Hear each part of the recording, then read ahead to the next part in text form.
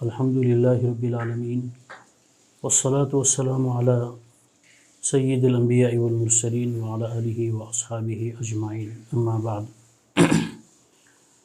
محترم خواتین اسلام اور دینی و ایمانی ماں اور بہنوں،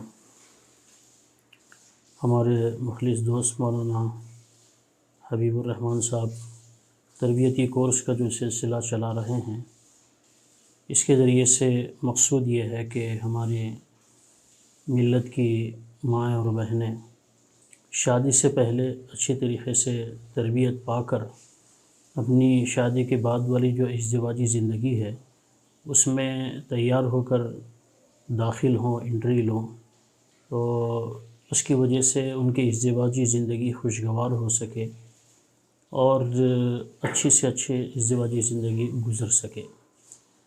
شادی کے بعد والی زندگی کے مسائل میں سے ایک بہت بڑا اہم مسئلہ یہ ہے کہ شادی کے بعد ایک عورت ماں بھی بنتی ہے، تو ماں ہونے کی حیثیت سے اس کا کیا کردار ہونا چاہیے، اس سلسلے میں بھی ایک ماں کو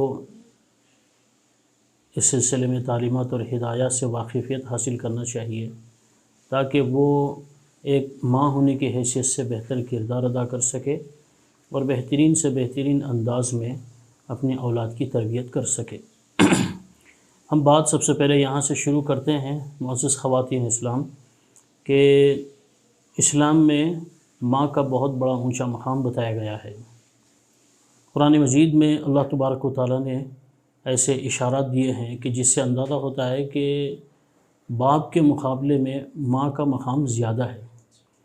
اس کی وجہ بھی قرآن مجید میں اللہ تعالیٰ نے بتلائی کہ وہنن علی وہن، یعنی ماں جو ہے وہ بچے کی پیدائش کے سلسلے میں باپ سے زیادہ مشقت اٹھاتی ہے، اسی وجہ سے ماں کا مقام زیادہ بتلایا گیا ہے۔ اور حدیث شریف میں بھی نبی کریم صلی اللہ علیہ وسلم نے اس طرف اشارہ کیا، جیسے مشہور ہے، ایک صحابی رسول نے رسول کریم صلی اللہ علیہ وسلم سے یہ سوال کیا کہ من احق بحسن صحابتی، یا رسول اللہ، میں اگر ماں باپ دونوں میں سے کسی کے ساتھ یا کسی بھی انسان کے ساتھ اچھا سلوک کرنا چاہوں تو میرے اس حسن اخلاق کے، حسن سلوک کے سب سے زیادہ حقدار کون ہیں؟ نبی کریم صلی اللہ علیہ وسلم نے ان کو 3 مرتبہ فرمایا، امّ کا، تمہاری ماں، یعنی تمہارے حسن سلوک کی سب سے زیادہ مستحق تمہاری ماں ہے۔ پھر 4تھی مرتبہ انہوں نے یہی سوال کیا تو آپ نے فرمایا کہ ابو کا، تمہارے باپ تمہارے حسن اخلاق کے اور حسن سلوک کے سب سے زیادہ مستحق ہیں۔ اس کا مطلب یہ ہے کہ پورے انسانوں میں سب سے زیادہ حسن سلوک کے مستحق ماں باپ ہیں۔ اس لیے فرمایا کہ ماں باپ کا جو حق ہے وہ حقوق العباد میں اعظم حقوق مانا جاتا ہے۔ سب سے پہلا حق ہے حقوق العباد میں، پھر ماں باپ کے اندر بھی ماں زیادہ مستحق ہے حسن سلوک کی، ماں زیادہ حقدار ہے، اس کے بعد باپ کا مقام ہے۔ اسی لیے عورت کو اپنا مقام سمجھنا چاہیے۔ چنانچہ نبی کریم صلی اللہ علیہ وسلم نے حدیث میں فرمایا کہ الجنت تحت اقدام الامہات، کہ جنت جو ہے وہ ماں کے قدموں کے نیچے ہے، یعنی اگر کوئی ماں کی خدمت اخلاص کے ساتھ کرتا ہے تو اللہ تبارک و تعالیٰ اس کو جنت نصیب فرماتے ہیں۔ اس لیے عورت کو سب سے پہلے اپنی شخصیت کو سمجھنا چاہیے کہ اس کا کیا مقام ہے، کتنا بلند مقام سے اللہ تعالیٰ نے اس کو سرفراز فرمایا ہے۔ اب دوسری بات، ذرا معزز خواتین سے میری گزارش ہے کہ میری گفتگو کو تھوڑا سا توجہ سے سنیے اور ترتیب وار میں بات رکھنے کی کوشش کروں گا۔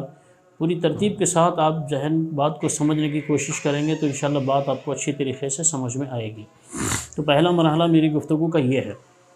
دوسری بات یہ ہے کہ دنیا کے اندر یہ اصول ہے اور شریعت کے اندر بھی یہ مانا گیا اصول کہ جس کی جتنا بڑا مقام، رتبہ جتنا بلند ہوتا ہے، ذمہ داریاں بھی اس کی اتنی بھاری ہوتی ہیں۔ یہ صرف ماں ہونے کی حیثیت سے مفت میں ملا ہوا اعزاز نہیں ہے، بلکہ اس کے پیچھے قربانیاں ہیں۔ ماں کو جو ہے اپنی ذمہ داریوں کو نبھانا پڑتا ہے۔ ایک ماں جب جو ہے قربانیاں دیتی ہے، اور اپنی ذمہ داریوں کو بحسن خوبی انجام دیتی ہے، تو پھر قرآن اور حدیث میں اللہ اور اس کے رسول کی طرف سے جو مقام عورت کو دیا گیا وہ پھر مقام اس کو ملتا ہے۔ اس لیے اس مقام کو حاصل کرنے کے لیے، اس مقام پر پہنچنے کے لیے، یا اس مقام کو اپنے حق میں لینے کے لیے عورت کو ان ذمہ داریوں کو بخوبی نبھانا ضروری ہے۔ اب یہاں سے ہم دیکھتے ہیں کہ صاحب ایک اولاد کی تربیت میں، ماں باپ کی تربیت میں، بچوں کی تربیت میں ماں اور باپ دونوں کا حصہ ہوتا ہے، کیونکہ میاں بیوی جیسے دونوں زندگی کی ایک گاڑی ہے، دونوں کے پہیوں کے مجموعے کا نام ہے زندگی کی سواری۔ پھر اس میں بھی سب سے زیادہ اہم سواری جو ہے وہ ماں ہے۔ ماں اور باپ دونوں ضروری ہے اولاد کی تربیت میں، پھر دونوں میں بھی خاص طور پر ماں کی زیادہ اہمیت ہے۔ وجہ اس کی یہ ہے کہ باپ دن بھر میں زیادہ تر اپنے اوقات باہر گزارتا ہے، لیکن بچے کے ساتھ سب سے زیادہ رہنے کا جو موقع ملتا ہے وہ ماں کے ساتھ رہنے کا موقع زیادہ ملتا ہے بچے کو، اس لیے ماں کی زیادہ ذمہ داری ہے۔ پھر یہ کہ ماں اور باپ دونوں کو اس ذمہ داری کو بحسن خوبی انجام دینا چاہیے، لیکن دیکھیے صرف باپ اکیلا کوشش کرتا ہے، ماں کی کوئی دلچسپی نہیں ہے اولاد کو بنانے میں، سنوارنے میں، تربیت کرنے میں، تعلیم سے آراستہ کرنے میں، تو پھر وہ بچہ خاطر خواہ تربیت سے بہرہ نہیں ہوتا۔ اس کے برخلاف ماں کی کوشش ہوتی ہے اولاد کی تربیت میں، تو پھر وہ بچہ بہت زبردست ہوتا ہے۔ اب دیکھیے اولاد کی تربیت میں ہم یہاں سے بات شروع کرتے ہیں۔ سب سے پہلی جو چیز ہے وہ ہے نیت۔ ہر عمل کے اندر نیت کی اہمیت ہے، اس لیے اللہ کے نبی نے فرمایا انما الاعمال بالنیات، اعمال کا دار و مدار نیت پر ہوتا ہے، جیسی نیت ہوتی ہے اس کا عمل ویسی ہوتا ہے۔ عمل نیت اچھی ہوتی ہے تو پھر جو ہے عمل بھی اس کا اچھا ہوتا ہے، لیکن نیت خراب ہوتی ہے تو خراب نیت کی وجہ سے اچھا عمل بھی خراب ہو جاتا ہے۔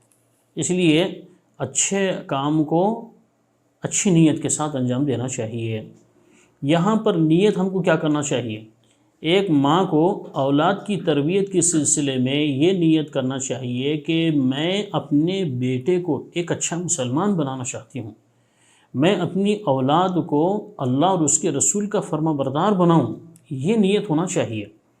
یہاں سوچنا چاہیے بہت ساری ماؤں سے بہت بڑی غلطی ہوتی ہے اولاد کی تربیت میں۔ ان کی نیت یہ ہوتی ہے، کسی سے بھی پوچھو بھائی تم اولاد کی اچھی تربیت کیوں کر رہے ہیں؟ بولے کہ بچہ بڑا ہو کے اچھا کمانے دھمانے کے قابل ہونا۔ ہم پڑھا رہے لکھا رہے ہیں اس لیے کہ بچہ پڑھ لکھ کے اچھا بنے، بہترین سے بہترین اس کو جو ہے نوکری ملے، اور اعلیٰ سے اعلیٰ وہ ہنرمند ہو جائے، اور زیادہ سے زیادہ کمانے کی صلاحیت اس کے اندر ہو جائے، ماں کا کہا مان سکے، ماں کی عزت کرے، ماں کی خدمت کرے، وغیرہ وغیرہ وغیرہ۔ یہ سب بدنیتی والی چیزیں ہیں، نہیں یہ غلط بات ہے، ایسی نیت نہیں ہونا چاہیے۔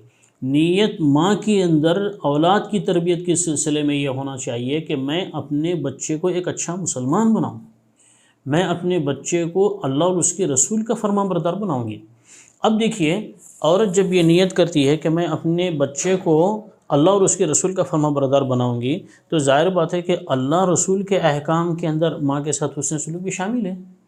تب اسی صورت میں اگر ہم بچے کو اللہ اور رسول کے احکام کا فرمان بردار بنائیں گے تو انہیں بہت سے جہاں دین کے اللہ اور رسول کے اور بھی احکام کو اپنائیں گا تو انہیں جو ہے ماں باپ کی بھی اطاعت و فرمان برداری کریں گا۔ اگر آپ بچے کی تربیت میں صرف یہ نیت کرتے ہیں کہ بچہ میری ماننے والا بن جانا، تو آپ کی تو مانیں گا مگر اللہ رسول کی نہیں مانیں گا، اور آپ کی بھی زیادہ دیر تک ماننا ضروری نہیں ہے، تھوڑے دن مانیں گا، اس کے بعد نہیں سمجھ میں آیا، یا شادی کے بعد اس کی بیوی جو ہے آپ کے حساب کی نہیں ملی تو انہیں آپ کو سائڈ میں رکھ دے کے بیوی کے ساتھ نکل جاتا۔ اس لیے نیت یہ کرنا چاہیے ہم کو کہ ہم اپنی اولاد کی تربیت اور ان کو تعلیم و تربیت سے، ان کو حسن اخلاق سے، اچھی صفات سے، اچھے عادات سے آراستہ اس لیے کرنا ہے کہ وہ اللہ اور اس کے رسول کے فرمان بردار بن جائے۔ یہ ضمناً حاصل ہونے والی خوشی ہے کہ جو بچہ ماں کی تربیت کے بعد اللہ اور رسول کے احکام کا مطیع و فرمان بردار ہو جائے گا تو وہ ہمارا مطیع و فرمان بردار تو خود ہوگا۔ لیکن اپنے مطیع و فرمان بردار بنائیں گے تو انہیں اللہ رسول کے جو ہے فرمان بردار نہیں بنے گا، تو آپ کا بھی بننا ضروری نہیں ہے۔ اس لیے سب سے پہلا کام اپنے دل کے اندر اولاد کی تعلیم و تربیت کے تعلق سے نیت کا درست کرنا ہے، اور نیت کیا ہونا چاہیے کہ ہمارا بچہ اللہ رسول کے احکام کا فرمانبردار بن جائے، سب سے پہلی بات ہے۔ اب دیکھیے دوسری چیز ماں کی تربیت کے سلسلے میں موجودہ زمانے میں اس کی بعض خاص بڑی اہمیت ہے۔ میں نے اس موضوع کو ترتیب دیتے ہوئے اس بات کی کوشش کی ہے کہ موجودہ زمانے میں خاص طور پر ماؤں سے کیا غلطیاں ہو رہی ہیں، کیا کوتاہیاں ہو رہی ہیں، ان کو سمجھ میں آئے، اور سمجھ میں آنے کے بعد وہ اپنی کوتاہیوں سے اپنے آپ کو تھوڑا سا باز رکھیں۔ اس کے مقابلے میں ہم کو اسلامی تعلیمات اور ہدایت کیا ملتی ہیں، اس کے مطابق ہم جو ہے تربیت کو اچھے سے اچھے کرنے کی کوشش کریں۔ دوسرا کام اچھی نیت کے بعد کہ بچوں کو وقت دینا ہے۔ اس وقت ماں باپ بہت سارے بچوں کو وقت نہیں دے رہے ہیں، یا تو نوکری میں اتنا زیادہ ٹائم مل جا رہا ہے، نہیں نکل جا رہا ہے کہ بچوں کو صحیح خاطر خواہ ٹائم نہیں دے سک رہے ہیں، یا اور دوسرے غیر ضروری مشاغل ایسے لگا دیے ہیں کہ ان غیر ضروری مشاغل کی وجہ سے بچوں کو ٹائم نہیں دے سک رہے ہیں۔ پہلے زمانے میں ایسا ہوتا تھا کہ جو ہے ماں باپ اپنی مصروفیات کی وجہ سے بچوں کو جو ہے نوکرانی کے حوالے کر دیتے تھے، خادماؤں کے حوالے کر دیتے تھے، اناؤں کے حوالے کر دیتے تھے، جس کی وجہ سے بچوں کے اندر جو ہے ماں باپ کے تعلق سے جو ماں باپ کی عظمت محبت پیدا ہونا چاہیے وہ نہیں پیدا ہوتی۔ مگر موجودہ زمانے میں اپنے بچوں کو نوکرانیوں کے اور جو ہے خادماؤں کے اور اناؤں کے حوالے تو نہیں کر رہے ہیں، البتہ ایک نئی چیز آ گئی ہے، وہ کیا ہے؟ لوہے کے ڈبے کے حوالے کر دے رہے ہیں۔ لوہے کا ڈبہ بولو تو فون، بس بچے کو فون میں لگا دیے، ادھر یا پھر اپن فون میں لگے ہوئے ہیں، فون میں غیر ضروری چیزیں دیکھ رہے ہیں۔ اس لیے دوسرا ضروری اہم کام یہ ہے کہ بچے کو وقت دینا چاہیے۔ اگر بچے کو وقت دیں گے تو پھر بچے کا وقت جب آپ کے ساتھ گزرے گا تو انہیں آپ کی شخصیت کو سمجھے گا، اس کی وجہ سے ماں کو سمجھنے کا موقع ملے گا، ماں باپ بچہ آپ کو سمجھے گا، آپ بچے کو سمجھ سکیں گے۔ اس لیے دوسرا پوائنٹ کیا ہے کہ بچے کی تربیت کے سلسلے میں ماں جو ہے بچے کو وقت دینا، وقت دیں گے تو پھر بچے کی تربیت اچھی کر سکیں گے۔ دوسری بات ہو گئی۔ تیسری بات دیکھیے، بچوں کو جو ہے وہ محبت دینا۔ بچے محبت کے دیوانے ہوتے ہیں۔ بچوں کو محبت جتنی زیادہ ہم محبت دیں گے اتنے ہی زیادہ بچے جو ہیں ہم سے محبت کرنے لگیں گے۔ ہم جتنا بچوں سے محبت کریں گے اتنا ہی زیادہ بچے جو ہے ماں سے محبت کرنے لگیں گے۔ اس لیے دوسرا کام کیا ہے؟ ماں کے لیے ضروری ہے کہ بچے کو محبت دینا، اور تربیت کی دنیا میں اس کی بڑی اہمیت ہے۔ ماں محبت کے بغیر بچے کی تربیت نہیں کر سکتی۔ اس لیے پہلی بات کیا ہوئی؟ نیت اچھی رکھنا اولاد کی تربیت کے سلسلے میں۔ دوسری بات یہ کہ بچوں کو ٹائم دینا، بچوں کے ساتھ وقت گزارنا، اور تیسری بات یہ ہے کہ بچے کو محبت دینا، بچوں سے نفرت نہیں کرنا، بچوں سے چڑنا نہیں، اور جو ہے بچوں سے بات بلا ضرورت کے غصہ نہیں کرنا، بلکہ بچوں کے ساتھ محبت کا معاملہ کرنا چاہیے۔ حدیث میں مشہور ہے کہ ایک مرتبہ ایک صحابی دیہات کے تعلق رکھنے والے تھے، اور دیہات سے تعلق رکھنے والے لوگوں میں تھوڑا سا مزاج کے اعتبار سے سختی ہوتی ہے شہر والوں کے مقابلے میں۔ خود قرآن کا بیان ہے۔ تو ایک صحابی ہے جن کا نام آتا ہے روایت میں حضرت اقرع بن حابس رضی اللہ تعالیٰ عنہ۔ وہ ایک مرتبہ رسول کریم صلی اللہ علیہ وسلم کے سامنے بیٹھے ہوئے ہیں، اتنے میں حضرت حسن یا حضرت حسین رضی اللہ تعالیٰ دوڑتے ہوئے آئے رسول کریم صلی اللہ علیہ وسلم کے سامنے، اور آپ صلی اللہ علیہ وسلم نے بچوں کو اپنے گود میں لے کر ان کے ساتھ محبت اور لاڑ و پیار کا معاملہ کیا۔ انہوں نے حیرت سے پوچھا کہ یا رسول اللہ، آپ بھی بچوں کو محبت کرتے ہیں، بوس و کنار کرتے ہیں؟ فرمایا کہ ہاں، یہ محبت ہے۔ محبت کا تقاضا ہے کہ بچوں کے ساتھ بوس و کنار کا معاملہ کیا جائے اور ان سے اظہار محبت کیا جائے، یہ دل کے اندر پائی جانے والی نرمی کا نتیجہ ہے۔ تو انہوں نے بڑے فخر سے کہا کہ میرے 10-11 بچے ہیں، ان 10-11 بچوں میں سے کسی بچے کے ساتھ میں ایسا بوس و کنار کا معاملہ نہیں کرتا۔ تو اللہ کے رسول نے فرمایا کہ آپ کے دل سے اللہ تعالیٰ اگر نرمی مہربانی کو نکال دے تو میں کیا کر سکتا ہوں۔ تو اس طریقے سے تیسری چیز ہے، ماں جو ہے وہ بچوں کی صحیح تربیت کرنا چاہتی ہے تو ضروری ہے کہ بچوں کو محبت دینا۔ اب اس کے بعد چوتھی چیز یہ ہے کہ ہمارا عمل بچوں کے سامنے صحیح ہونا چاہیے۔ لڑائی جھگڑا خاص طور پر بچوں کے سامنے نہ ہو، زبان ہماری خراب نہ ہو، ہمارا عمل اور کردار بچوں کے سامنے غلط نہیں ہونا چاہیے، اس لیے کہ بچوں کی نفسیات ہے، یہ ان کی اپنی سائیکالوجی ہے بچوں کی، کہ وہ کیچ جلدی کرتے ہیں، کیچ کرنے کی صلاحیت بچوں کے اندر بہت زیادہ ہوتی ہے۔ اب بچوں کے سامنے ماں کا اچھا عمل ہوتا ہے تو پھر بچے اس عمل کو لیتے ہیں، اور بچوں کے سامنے جب ماں کا غلط عمل ہوتا ہے تو پھر بچے بھی اس غلط عمل کو لے لیتے ہیں۔ اسی لیے خاص طور پر یہ بات تربیت کے راستے میں بہت زیادہ نقصان دہ ہے کہ جھگڑنا نہیں۔ اگر شوہر کی کسی بات پر ناراضگی ہو یا غصہ آئے تو فوری بچوں کی موجودگی میں شوہر کے ساتھ جو ہے لڑائی جھگڑے کا معاملہ نہیں ہونا چاہیے، اور بچوں کے سامنے شوہر کو غصہ نہیں کرنا چاہیے، بلکہ اس وقت برداشت کر لیجئے۔ بعد میں جب بچے چلے جائیں، بچے نہ ہوں، آپ ہوں، آپ کے شوہر ہوں، تو اس صورت میں جو بھی ہیں آپس میں بات چیت ہو سکتی ہے، غصے کا اظہار حدود میں رہتے ہوئے، لیکن بچوں کے سامنے ماں باپ کی لڑائی کی وجہ سے بہت خراب اثر پڑتا ہے، بچوں کے اندر بھی لڑنے کا مزاج بنتا ہے، تو اسی لیے بچوں کے سامنے لڑنا نہیں، ماں ایک بات۔ دوسری بات کیا ہے؟ بچوں کے سامنے زبان بہت صاف استعمال کرنا، خراب زبان نہیں استعمال کرنا، گندی زبان نہیں، گالی گلوچ نہیں، جھوٹ نہیں۔ جو ماں بچوں کے سامنے گالی گلوچ کرتی ہے وہ بچے بھی بچپن سے ہی گالی دینے کے عادی بنتے ہیں۔ جو ماں بچوں کے سامنے جھوٹ بولتی ہے تو بچے جو ہے بچپن سے ماں باپ سے جھوٹ سیکھتے ہیں ماں سے۔ مشہور ہے کہ بچپن کا لیا ہوا بچپن تک رہتا کرتے دماغ میں، بچپن کا لیا ہوا بچپن تک رہتا۔ جب بچوں کو بچپن میں اچھی چیز ملیں گی تو بچپن کیا اس سے زیادہ بھی بچے اچھائی پر قائم رہ سکتے ہیں۔ اسی لیے چوتھی چیز کیا ہے کہ ماں کا کردار، اس کی زبان، اس کا عمل بچوں کے سامنے اچھا ہونا چاہیے، خراب نہیں ہونا چاہیے۔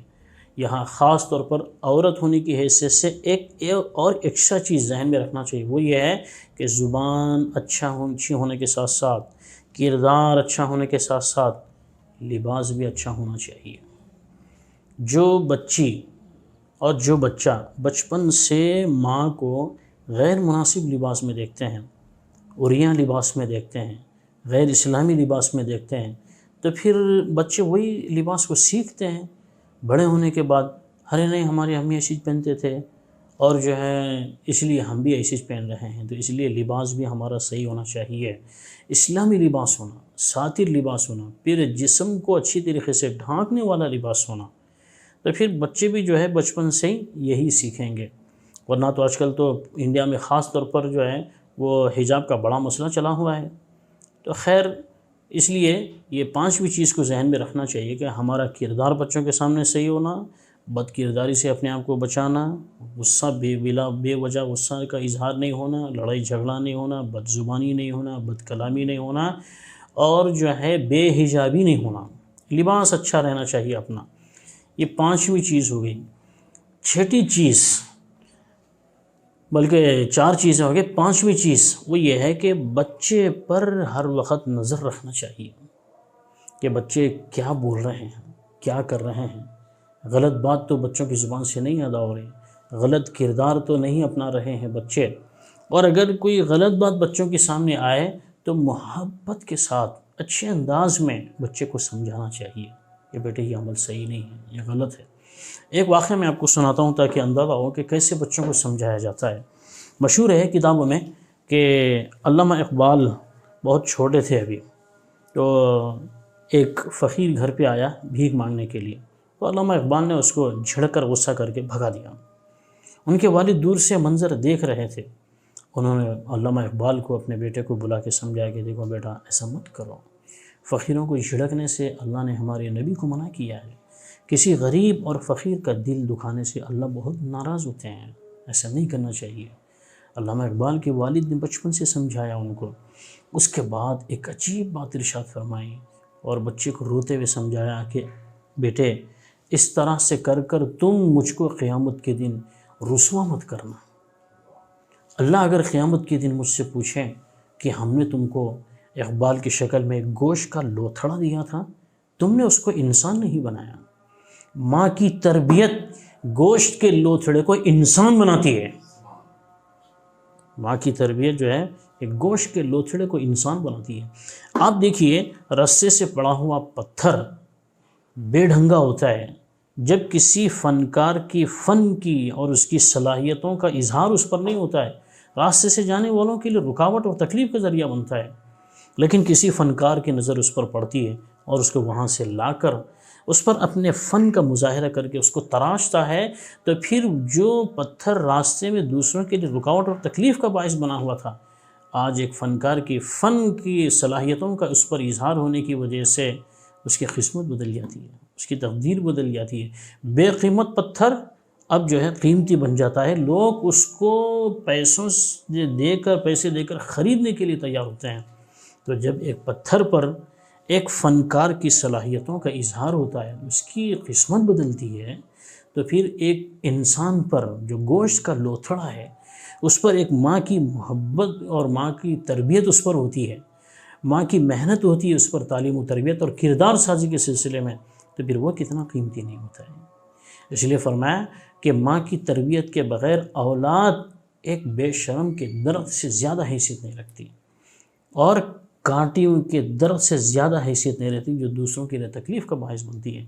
لیکن جب ماں کی اس پر محنت ہوتی ہے تو پھر وہ ایک سایہ دار درخت بن جاتا ہے. ماں کی محنت جب کسی بچے پر ہوتی ہے ایک سایہ دار درخت بن جاتا ہے کہ جس کے پھل سے بھی لوگ فائدہ اٹھاتے ہیں اور اس کے سائے میں بھی ٹھنڈی چھاؤں لیتے ہیں، اور پھر اس کے اندر کردار کے ایسے پھول اگتے ہیں کہ جس کی خوشبوؤں سے پورا گھرانہ، پورا خاندان، پورا معاشرہ معطر ہوتا ہے.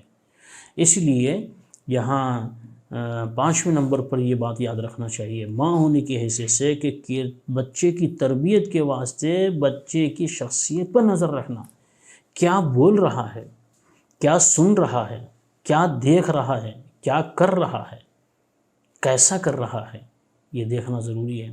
یہ جب سے فون آ گئے، فونوں سے پہلے ٹی ویاں تھے، بس گندے چیزیں جو ہے لگا دیتے ہیں فونوں پہ. وہاں ماں بھی بیٹھی ہوئی ہے، باپ بھی بیٹھا ہوا ہے، بچیاں بھی بیٹھی ہوئی ہیں، سب ایک ساتھ گندی چیزوں کو دیکھ رہے ہیں. تو پھر جب خود بچوں کے ساتھ گندے مناظر کے دیکھنے میں شریک ہو تو پھر وہ کیا بچوں کو روک سکیں گے.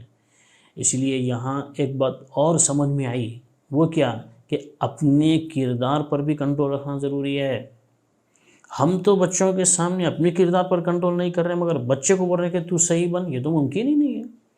ہم گندے مناظر دیکھ رہے ہیں اور بچوں کو بولیں گے تو گندے مناظر مت دیکھیں، کیسے ممکن ہے.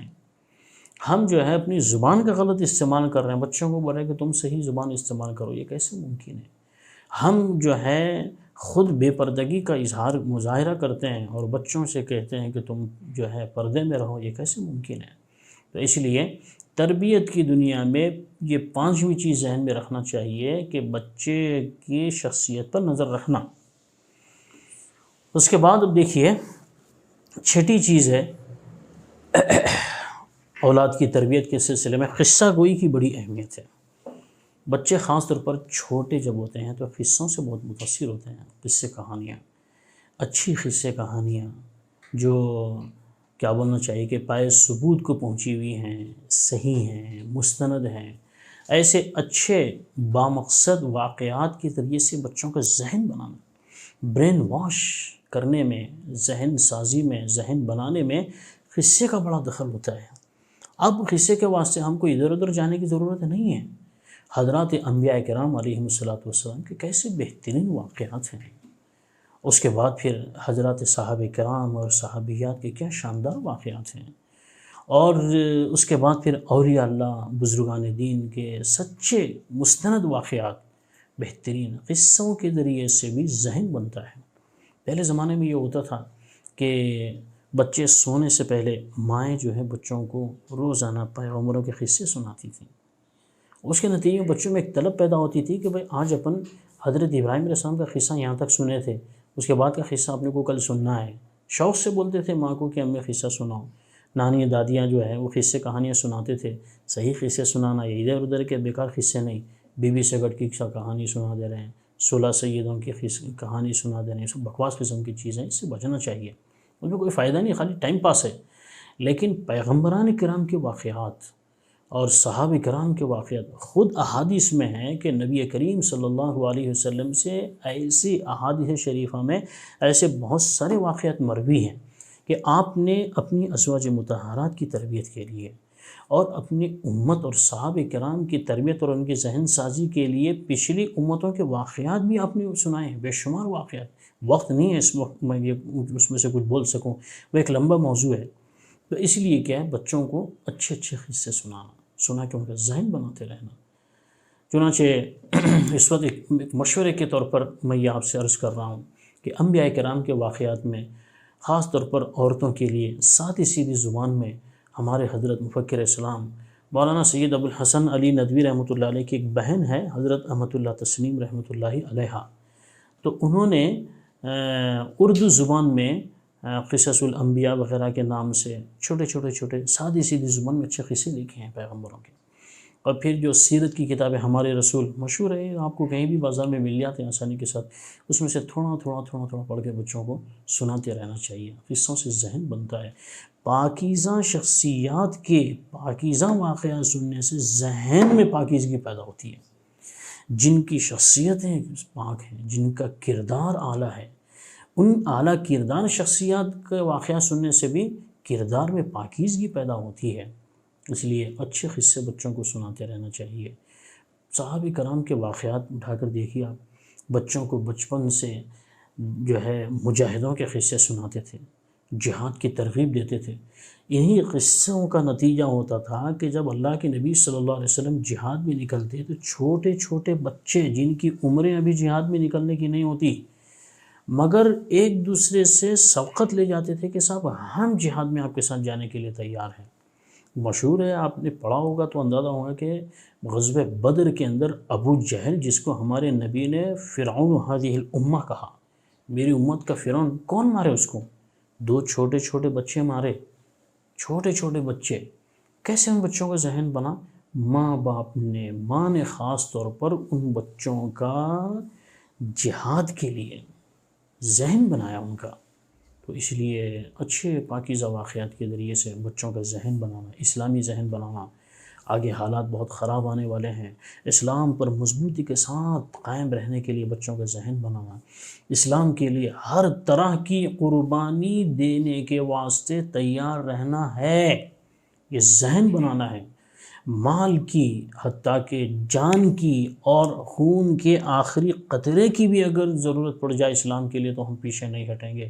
یہ پاکیزہ جذبات بچوں کے اندر پیدا کرنا ہے۔ اب وہ چھوڑ دیے سوتے خود بس ادھر ادھر کے پروگرامہ دیکھ رہے ہیں اور جو ہے فلمیں دیکھ رہے ہیں اور مختلف قسم کے ڈرامے دیکھ رہے ہیں، تو سب بے حیائی پر مشتمل ہے۔ یہ سب بچوں کا کردار خراب ہوتا ہے خراب واقعات کے ذریعے۔ اس لیے اچھے واقعات کے ذریعے سے بچوں کا ذہن بنائیے۔ یہ 6واں پوائنٹ ہے جو اس موقع پر میں نے آپ کے سامنے رکھا ہے۔ اب دیکھیے، اپنے اچھے عمل کے ذریعے سے گھر کے ماحول کو اچھا بنا کے رکھنا ہے۔ یہ 7واں پوائنٹ ہے، اپنے گھر کے ماحول کو اچھا بنا کر رکھنا ہے، کیونکہ بچہ اسکول میں جو رہتا ہے وہ تھوڑا بہت گزارتا، زیادہ وقت بچے کا گھر میں گزرتا ہے۔ اگر گھر کا ماحول صحیح رہے گا تو پھر بچے کی کردار سازی میں، بچے کی تربیت میں، بچے کی تعلیم کے سلسلے میں گھر کا اچھا ماحول بھی بڑا مددگار اور معاون بن سکتا ہے۔ اور خاص طور پر انگریزی تعلیم اور انگریزی اسکول میں پڑھنے والے بچوں کی جو مائیں ہیں، ان کے لیے خاص طور پر یہ کام موجودہ زمانے میں بہت اہم اور ضرورت والا ہے کہ گھر کے ماحول کو صحیح رکھیے، کیونکہ اس وقت آئے دن جو سلیبس خطرناک ہوتے چلے جا رہا ہے، نصاب کے ذریعے سے بچوں کے ذہن کے اندر بے حیائی پلائی جا رہی ہے، ان کے کردار کو بگاڑا جا رہا ہے، بت پرستی ان کے ذہنوں کے اندر پالنے کی کوشش کی جا رہی ہے۔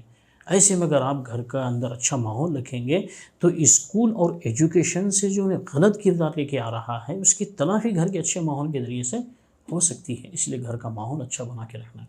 چنانچہ اسلامی تعلیمات کے اندر اگر ہم غور کرتے ہیں تو اس کی اہمیت ہم کو سمجھ میں آتی ہے۔ حدیث شریف میں آتا ہے کہ نبی کریم صلی اللہ علیہ وسلم نے ارشاد فرمایا کہ اپنے گھروں کو قبرستان نہ بناؤ۔ حدیث میں ہے کہ اپنے گھروں کو قبرستان نہ بناؤ، اور قبرستان نہ بناؤ کا مطلب ہے کہ قبرستان میں کیا ہے، خالی سونا ہے، بس کچھ کرنا نہیں ہے، عمل نہیں ہوتا، قبرستان کے اندر آرام ہوتا ہے۔ تو اسے فرمایا کہ عمل سے خالی مت بناؤ اپنے گھروں کو، اپنے عمل کا کچھ حصہ نمازوں۔ حدیث میں یہ بھی آپ نے فرمایا کہ اپنے نمازوں کا کچھ حصہ گھروں میں رکھو۔ اسی لیے حدیث میں آتا ہے کہ پیارے نبی صلی اللہ علیہ وسلم نماز سے پہلے اور نماز کے بعد کی جو سنتیں ہیں وہ گھر میں پڑھا کرتے تھے۔ اگرچہ کہ موجودہ زمانے میں علماء یہ فرما رہے ہیں کہ چونکہ گھروں کے اندر دین کا ماحول نہیں رہا، اسی لیے اگر نماز سے پہلے اور بعد کی سنتیں اگر کوئی مسجد میں پڑھتا ہے تو کوئی قباحت کی بات نہیں ہے، مگر بہتر یہ ہے کہ گھر کے اندر بھی نمازوں کا اہتمام ہونا چاہیے۔ اس سے بچوں کا ذہن بنتا ہے۔ جب بچے دیکھیں گے کہ صاحب ٹائم ہوتی، اذان ہوتی، امی نماز پڑھنے کیسے مسلح پہ کھڑے ہو جا رہے ہیں، تو انہیں بھی ہلو اپنے حساب سے آڑا تیڑا ہوندا چیتا جیسا چاہے ماں کو دیکھتے رہتا، کرتے رہتا۔ امی کیسا کھڑے رہ رہے ہیں، ہاتھ بن کے انہیں بھی دیکھ کے کھڑے رہتا، امی کیسا جھک رہے ہیں انہیں بھی جھکنے کی کوشش کرتی، امی کیسا سجدے میں جا رہے ہیں ویسا سجدے میں جاتی۔ تو اس طریقے سے بچوں کو یعنی گھر کا ماحول ماں صحیح بنا کے رکھتی ہے تو پھر یہ بچے صحیح سیکھتے ہیں۔ کیسا اچھا ماحول تھا ہمارے بڑوں کا۔ آپ سنتے ہیں اپنے حیدرآباد کے بہت مشہور بزرگ کا خاندان حضرت شاہ صوفی غلام محمد صاحب رحمۃ اللہ علیہ نے کیسا بہترین ماحول بنایا تھا۔ ہمارے حضرت استاد محترم مولانا شاہ جمال الرحمن صاحب دامت برکاتہم فرماتے ہیں کہ ہم لوگوں کو جب 7 سال کی عمر کے بعد مدرسے میں شریک کرنے کا وقت آیا تو گھر میں ہماری والدہ نے ہم کو ناظرہ قرآن پڑھا دیا تھا۔ عام طور پر جب مسجدوں میں امام صاحبان یہ کہتے ہیں کہ بھئی چھوٹے بچوں کو مسجد سے باہر کرو، چھوٹے بچوں کو نکالو، لوگ اعتراض کرتے ہیں، ارے مول صاحب تم لوگ جو ہیں ہم کو بچوں کو مسجدوں کو نہیں لگ کے نہ کھولاؤ بولتے، بچوں کو مسجد میں نہیں لاتے تو تربیت کہاں ہونا؟ اس کا حل سمجھنا چاہیے کہ حدیث میں بھی منع کیا گیا ہے کہ بچہ جب تک ناسمجھی کی عمر کا ہے اس وقت تک اس کو مسجد لانا نہیں ہے، لیکن بچہ جب سمجھداری کی عمر کو پہنچ چکا ہے تب اس کو مسجد میں لانا ہے۔ اب جب بچہ سمجھداری کی عمر سے پہلے کا وقت جو ہے وہ گھر میں گزارے گا، ماں کے ساتھ گزارے گا۔ بچہ جب سیکھ جائے گا نماز پڑھنے کا طریقہ، سنجیدگی، اخلاق، اللہ کے گھر کا ادب، احترام، سنجیدگی کیسا رہنا چاہیے اللہ کے گھر میں، یہ تو ماں سے سیکھیں گا وہ۔ تو پھر اس کے بعد پھر جب ماں سکھا دے اب مسجد میں لاؤ تو پھر ماں کے ساتھ جیسا گھر میں سیکھا ویسے آ کے کریں گا وہ۔ اسی لیے گھر کا ماحول بہت صحیح رہنا ضروری ہے، یہ تربیت کا بہت اہم حصہ ہے۔ موجودہ زمانے میں خاص طور پر اپنی اولاد کی تعلیم و تربیت اور ان کی کردار سازی کے لیے گھر کے ماحول کو بڑا دخل ہے، اور گھر کا ماحول بنانے میں بہت حد تک ماں کو دخل ہوتا ہے۔ اس لیے بعض حدیثوں میں یہ بھی ہے کہ ہر عورت جو ہے وہ اپنے گھر کی ذمہ دار ہے۔ امرأۃ راعیۃ کیا ہے وہ عن اہل بیتہا، اپنے گھر کے افراد کی وہ ذمہ دار ہے۔ دیکھ ریکھ کرنا، گھر کا ماحول صحیح بنانا بہت ضروری ہے۔ گھر کا ماحول اگر خراب رہتا ہے تو پھر اسی صورت میں جو ہے بچہ صحیح کردار والا نہیں بنتا۔ ہم عام طور پر سمجھانے کے لیے کہتے ہیں کہ اللہ کے نبی صلی اللہ علیہ وسلم نے کیا بہترین گھر کا ماحول بنایا تھا۔ آپ دیکھیے گھر کے صحیح ماحول کا نتیجہ ہے کہ اسی صحیح ماحول میں تربیت پانے والی لڑکی خاتون جنت بن رہی ہے، خاتون جنت بن رہی ہے۔ اور حضرت علی رضی اللہ تعالیٰ عنہ کے بارے میں آتا ہے کہ وہ چھوٹے بچپن سے اللہ کے نبی صلی اللہ علیہ وسلم کے ساتھ گھر میں ہیں، تو گھر کا ماحول ہمارے نبی نے ایسا بنایا کہ حضرت علی رضی اللہ تعالیٰ عنہ نے کہیں اور جا کر تعلیم حاصل نہیں کی کسی ادارے میں، بلکہ گھر میں اللہ کے نبی صلی اللہ علیہ وسلم کی صحبت میں ان کو جو علم ملا اس کے نتیجے میں آپ جانتے ہیں کہ اللہ کے نبی نے خود کیا فرمایا، انا مدینۃ العلم وعلی بابھا، میں علم کا شہر ہوں اور حضرت علی رضی اللہ تعالیٰ عنہ اس کا دروازہ ہے۔ تو یہ حضرت علی رضی اللہ عنہ کے بارے میں اللہ کے نبی کا یہ فرمانا اس بات کی علامت ہے کہ رسول کریم صلی اللہ علیہ وسلم حضرت علی رضی اللہ تعالیٰ عنہ کے علم سے آپ نے اپنے غیر معمولی اطمینان کا اظہار کیا ہے۔ دوسری بات یہ ہے کہ دروازہ جو ہے وہ کسی بھی گھر میں داخلے کا ذریعہ بنتا ہے۔ دروازہ جو ہے کسی بھی گھر میں داخلے کا ذریعہ بنتا ہے. شریف آدمی ہوتا ہے تو دروازے سے آتا، ادھر ادھر سے دیوارہ کود کے چھتاں پھوڑ لے کے چوراں آتے ہیں، چھتاں پھوڑ لے کے چوراں گھر میں داخل ہوتے ہیں. لیکن جو آدمی گھر کا مالک ہوتا ہے وہ تو شریفانہ طریقے سے گھر میں داخل ہوتا ہے. تو اس کا مطلب یہ ہے کہ جو میرے علم نبوت سے استفادہ کرنا چاہتا ہے تو اس کا سب سے بڑا ذریعہ کون ہے؟ حضرت علی رضی اللہ تعالیٰ عنہ جو ہے اس کا ذریعہ ہے. اس لیے اپنے گھر کے ماحول کو اچھا بنا کے رکھنا ضروری ہے. دوسری بات دیکھیے کہ حضرت حسن اور حضرت حسین رضی اللہ تعالیٰ عنہ، کیا عمر تھی ان حضرات کی اللہ کے رسول صلی اللہ علیہ وسلم کے انتقال کے وقت میں؟ حضرت حسن رضی اللہ تعالیٰ عنہ بمشکل 7 سال کے رہے ہوں گے، اور حضرت حسین رضی اللہ تعالیٰ عنہ بمشکل 6 سال، دونوں 11 مہینے کے چھوٹے بڑے تھے. حضرت حسن رضی اللہ تعالیٰ عنہ سے حضرت حسین رضی اللہ عنہ 11 مہینے کے چھوٹے ہیں.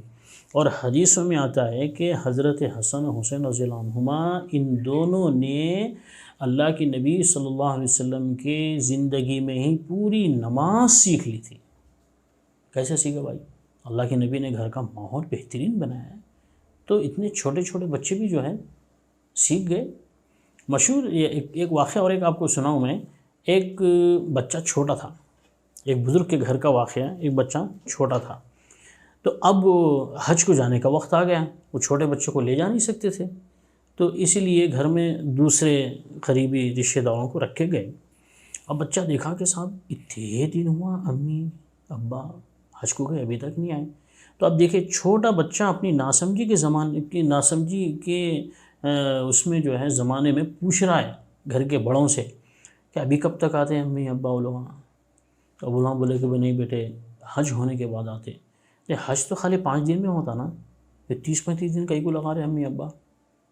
بچہ ہے پوچھ رہا ہے اپنی معصومیت میں کہ حج صرف 5 دن کا ہوتا ہے، تو ہماری امی ابا جو ہے 35 دن 40 دن کیوں لگا رہے اتنا.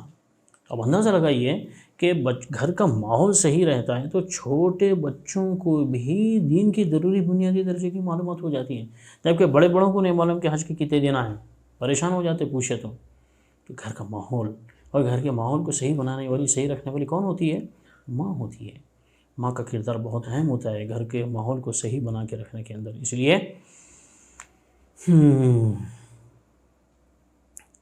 اب دیکھیے 8ویں چیز موجودہ زمانے میں خاص طور پر اپنے بچوں کی اچھی تربیت کے لیے ایک ماں کی ذمہ داری ہے کہ بچے کو صحیح صحبت فراہم کرنا، اچھے دوستیاں فراہم کرنا. ہمارے اور میرے بچے کا کن لوگوں کے ساتھ اٹھنا بیٹھنا ہے. بچی ہے تو اس کی سہیلیاں کیسی ہیں یہ دیکھنا ضروری ہے آج کے زمانے میں.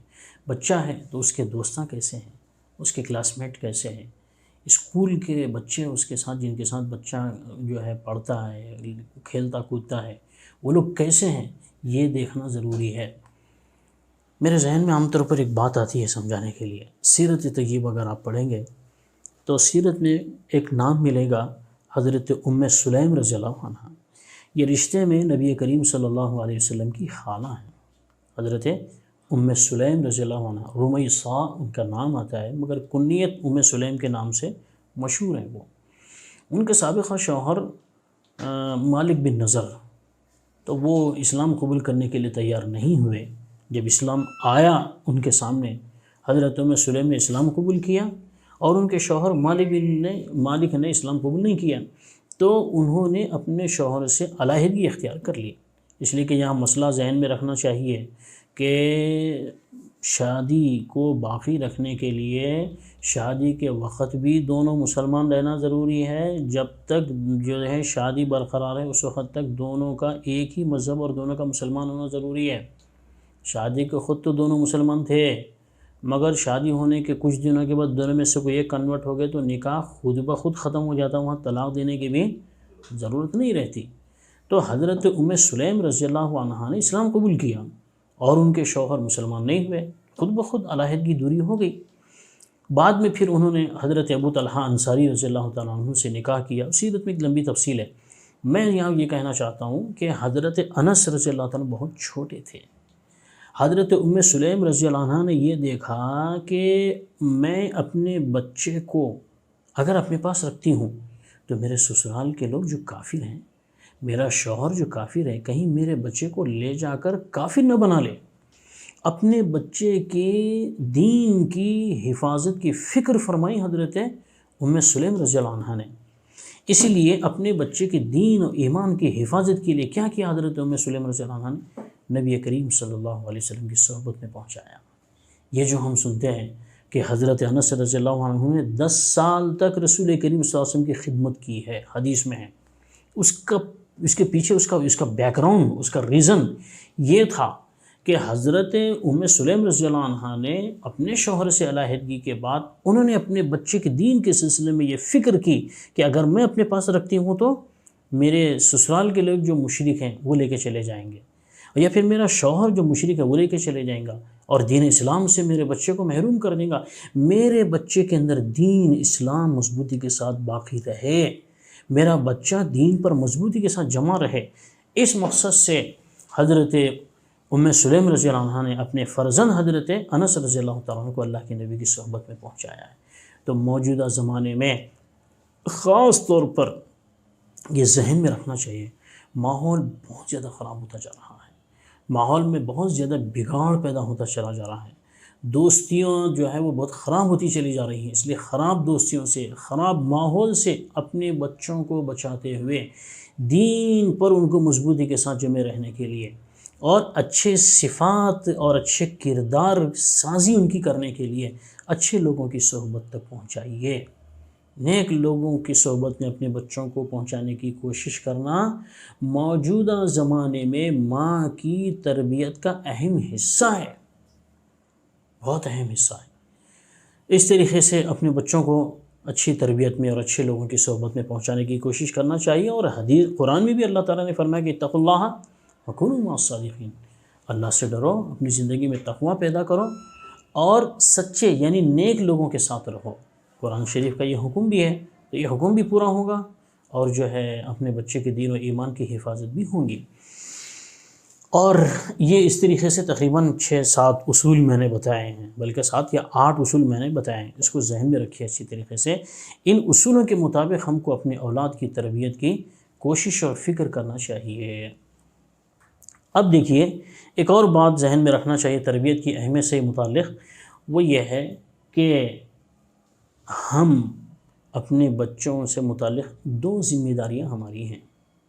ان 2 ذمہ داریوں میں سے اکثر ماں باپ اور خاص طور پر ماں جو ہے وہ ایک ذمہ داری کو تو تقریباً ساری مائیں ادا کر رہی ہیں، ایک ذمہ داری کو تو ساری مائیں ادا کر رہی ہیں، لیکن ایک بہت بڑی اور اہم ذمہ داری ہے، اس ذمہ داری سے اکثر مائیں غفلت برت رہی ہیں۔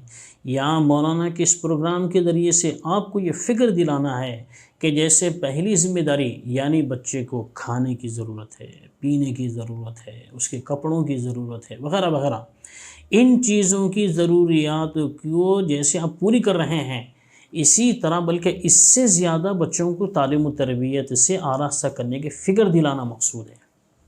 یہ فکر مقصود ہے سر، کیونکہ بھائی کھانا تو ہمارے اس جسم کی ضرورت ہے جو جسم قبر میں جا کر کیڑوں کے حوالے ہونے والا ہے، لیکن تربیت، بچے کی تعلیم و تربیت اور کردار سازی کے ذریعے سے تربیت وہ ضرورت ہے کہ جس کی اس دنیا میں بھی ضرورت ہے، مرنے کے بعد بھی ضرورت ہے اور آخرت میں بھی اس کی ضرورت ہے۔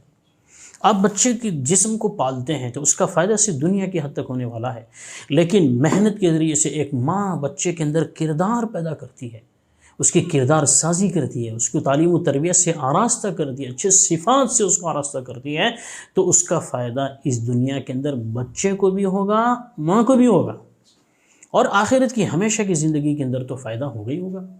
میں عام طور پر کہتا ہوں کہ بھائی اگر کوئی بچہ چھوٹا ہے لیکن غلط حرکت میں پکڑے گیا، سب بستی والے بچے کو تھو تھو کرتے ہی کرتے ہیں، اس کے ساتھ ساتھ کیا بولتے ہیں، کس کا بچہ ہے یہ، کس کا بچہ ہے، سیدھا ماں باپ دونوں پہ انگلی اٹھتی ہے، اور ماں پہ خاص طور پر۔ بچی کرتی ہے تو باپ، بچہ غلط کرتا ہے تو باپ کی طرف جاتے ہیں لوگ عام طور پر، بچی غلط حرکت کرتی ہے تو ماں کی طرف ذہن جاتا ہے لوگوں کا۔ اس کے برخلاف کوئی بچہ اچھا کام کرتا ہے، بہترین قرات ہے اس کی، وہ شاندار تقریر کر رہا ہے، اچھی نماز پڑھا رہا ہے، اچھی نعت پڑھ رہا ہے، وہ کیا بہترین پڑھ رہا ہے بچہ، کس کا بچہ ہے بھی، ظاہر زبان پہ آتا ہے۔ تو اچھا کام کر رہا بچہ تو بھی سیدھا ماں باپ کرنے جاتے ہیں، برا کام کر رہا تو بھی سیدھا ماں باپ کے پاس جاتے ہیں۔ اس لیے اچھی تربیت کر کے بچے کو اچھی اولاد بنانا ہے۔ اس کو مزید سمجھانے کے لیے میں کہتا ہوں کہ دیکھیے، ہم نے اپنے بچوں کے کھانے کے لیے سونے کا نوالے کا انتظام ہم نے کیا، اور کپڑوں کے واسطے ریشم، اس سے بھی زیادہ لاکھوں روپے میٹر کا کپڑا پہنا کر ہم نے اس کے جسم کو ڈھانکنے کی ضرورت ہم نے پوری کی، اور رہائش کے لیے بہترین اعلیٰ ترین عالیشان محلات اور بڑی بڑی بلڈنگوں کا انتظام کیا، مگر تعلیم و تربیت سے کوڑا رکھا تو یہ سونے کا نوالا کسی کام کا نہیں ہے، اور ریشم کے اور قیمتی لباس کسی کام کے نہیں ہیں، بڑی بڑی بلڈنگیں اور کوٹھیاں کسی کام کے نہیں ہیں۔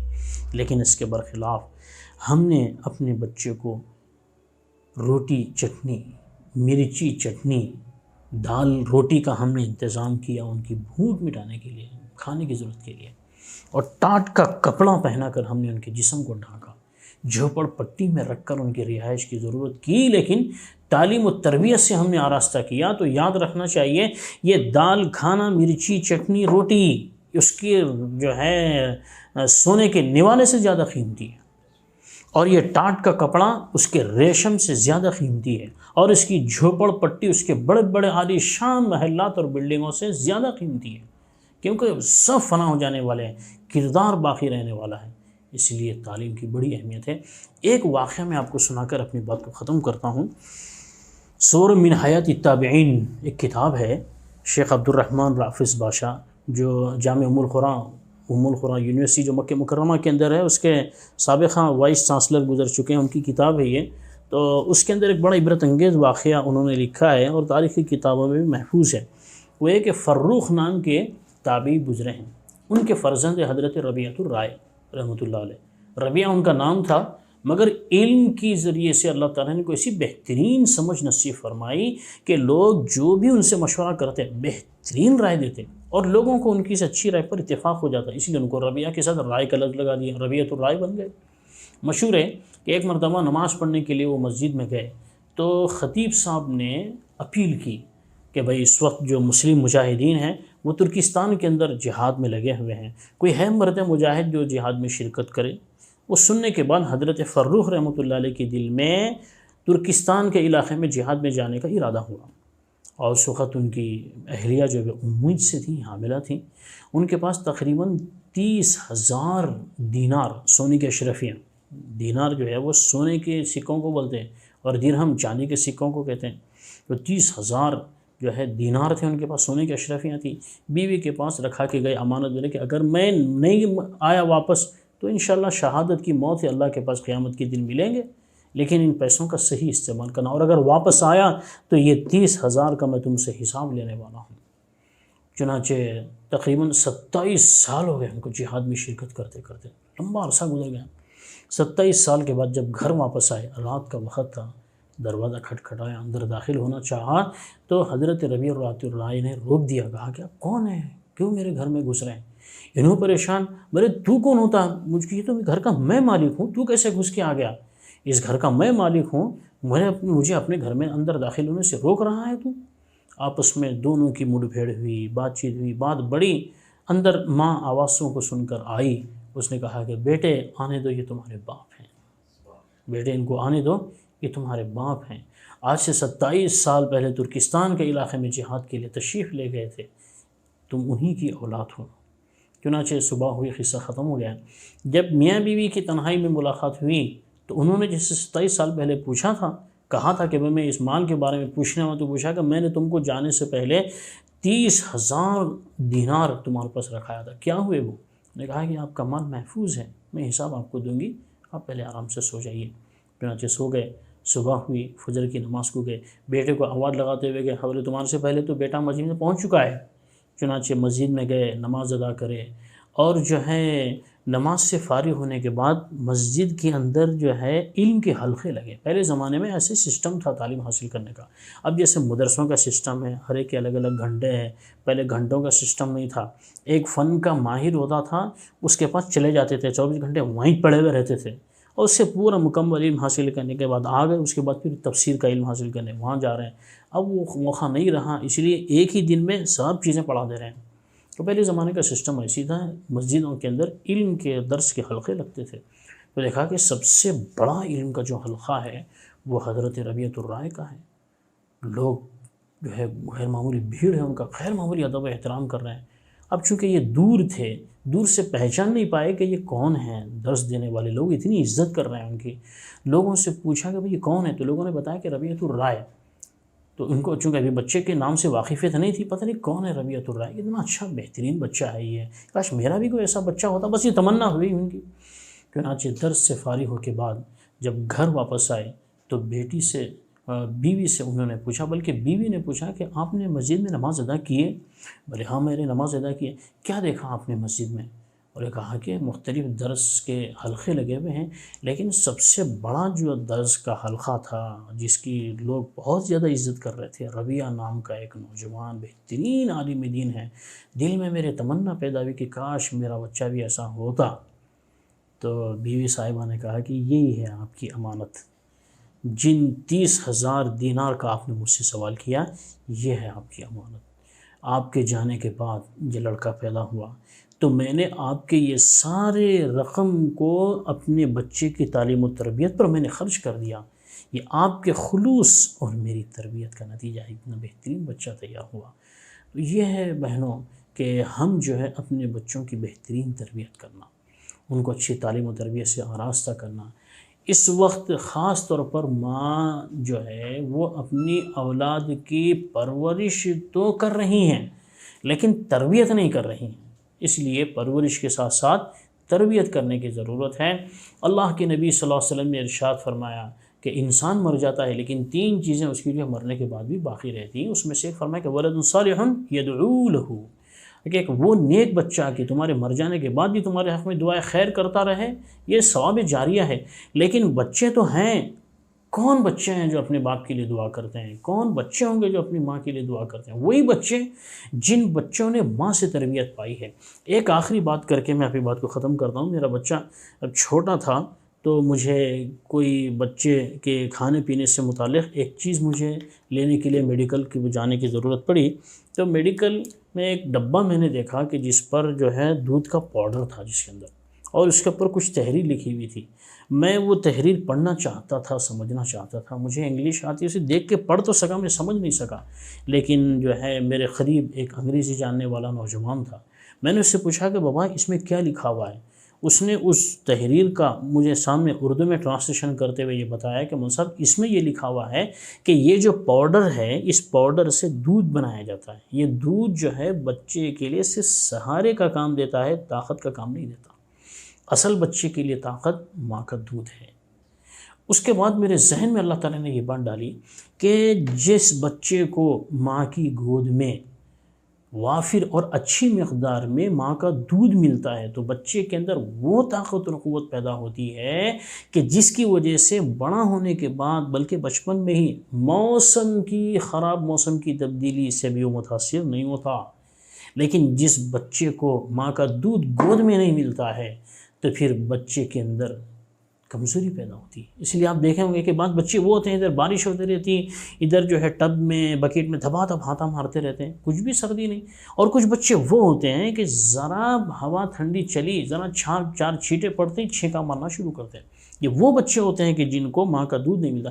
جیسے جسم کی تربیت میں پرورش میں اللہ کا یہ نظام ہے، روح کی تربیت اور پرورش میں بھی اللہ کا یہ نظام ہے کہ جس بچے کو ماں کی گود میں تعلیم ملتی ہے، تربیت ملتی ہے، اچھی صفات ملتی ہیں، اچھے اخلاق ملتے ہیں، دین ملتا ہے، تو پھر یہ بچے وہ ہوتے ہیں کہ بڑے ہونے کے بعد اسلام کے خلاف کفر، شرک، بے دینی، بد اخلاقی، بد کرداری کی تیز و تند آندھی طوفانی ہوائیں چلیں مگر دین پر مضبوطی کے ساتھ جمع رہتا ہے۔ لیکن جس بچے کو ماں کی گود میں تربیت نہیں ملتی تو پھر تیز و تند آندھی چلنے کی ضرورت نہیں، ہلکی سی بے دینی کی ہواؤں کی جھونکے بھی اس کو دین سے ہٹا دیتے ہیں۔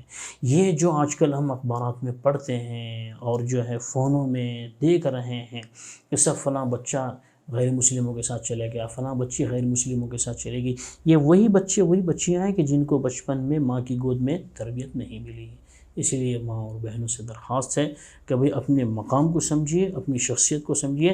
اللہ نے آپ کو ماں کا جیسا انتہائی اونچا مقام عطا فرمایا۔ دیکھیں کتنا اونچا مقام ہے کہ اللہ تعالیٰ کے نبی حضرت محمد صلی اللہ علیہ وسلم نے ماں کی ممتا کو حوالہ بنایا ہے اللہ کی رحمت کو سمجھانے کے لیے۔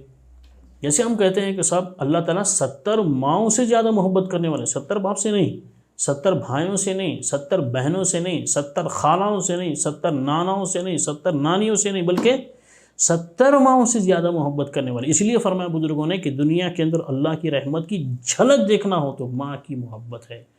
تو اس لیے اس مقام کو سمجھتے ہوئے، اپنی ذمہ داری کو بھی سمجھتے ہوئے، بہترین اپنی ذمہ داروں کو ادا کرتے ہوئے اپنی اولاد کی تربیت کرنا چاہیے۔